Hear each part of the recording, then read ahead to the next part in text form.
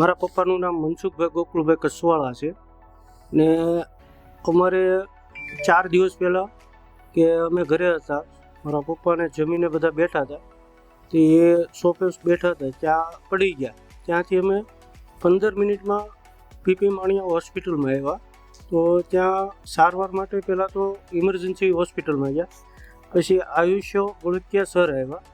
એણે એવું કીધું આઈસીયુમાં દાખલ કરવા પડશે, તો અમે દાખલ તરત થઈ ગયા હતા. તો એણે પછી જે ટ્રીટમેન્ટ ચાલુ કરી હતી ત્યાંથી એને રિકવરી આવવાની ચાલુ થઈ ગઈ હતી.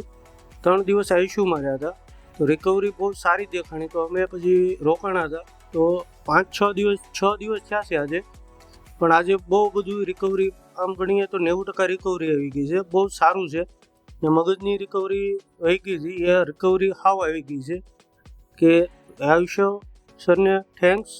એન્ડ બીજી સર્વિસ કે સફાઈથી લઈ સ્ટાફથી લઈ બહુ બધા હેલ્પ કરે છે, સર્વિસ સારી છે. સફાઈ માટે બહુ સફાઈ ને 10-10 મિનિટે તો પૂછવા માટે આવે છે રૂમમાં કંઈ જરૂર છે.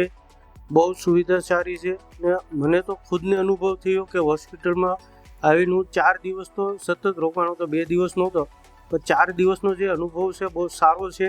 ને પીપી માણિયા હોસ્પિટલમાં પણ રિકવરી આવે છે ને સારી હોસ્પિટલ છે. થેન્ક્સ પીપી માણિયા હોસ્પિટલનો પણ આભાર. ને બીજા બધા માટે જેને આવવું હોય તો રિવ્યૂ સારા છે, ખરાબ નથી, તો આવી શકે છે.